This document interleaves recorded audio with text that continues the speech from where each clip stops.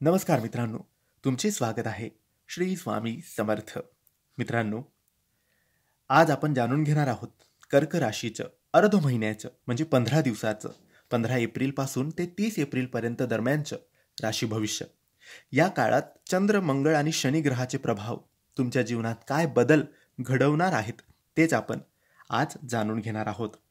मित्रांनो, या कालावधीत चंद्र तुमच्या राशीच्या धनभावात आणि पराक्रम भावात भ्रमण करणार आहे.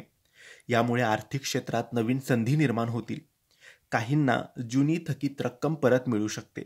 मंगळाचा प्रभाव कुटुंबात थोडेसे वाद निर्माण करू शकतो, त्यामुळे संवादामध्ये संयम ठेवावा.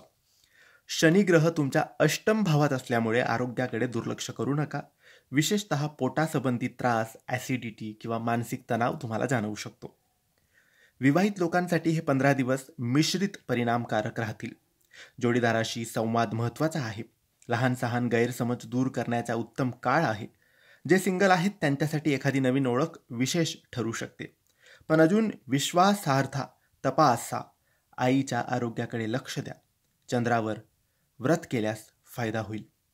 मित्रांनो, व्यवसाय करणाऱ्यांसाठी नवीन क्लायंट्स किंवा जुना प्रोजेक्ट पुन्हा सुरू होऊ शकतो.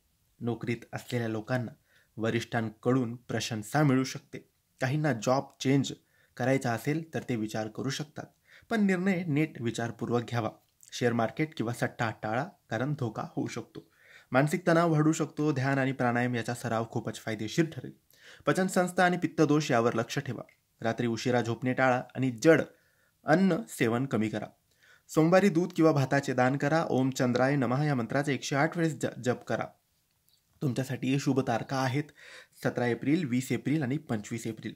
सावध राहण्याच्या तारखा आहेत 19 एप्रिल आणि 27 एप्रिल. तर मित्रांनो, ही होती कर्क राशीची सविस्तर राशी भविष्याची माहिती 15 ते 30 एप्रिल 2025साठी. जर ही माहिती उपयोगी वाटली असेल तर व्हिडिओला लाईक करा, कमेंट्स करा आणि शेअर करायला अजिबात विसरू नका. आणि आमच्या चॅनलला सबस्क्राईब करा. श्री स्वामी समर्थ.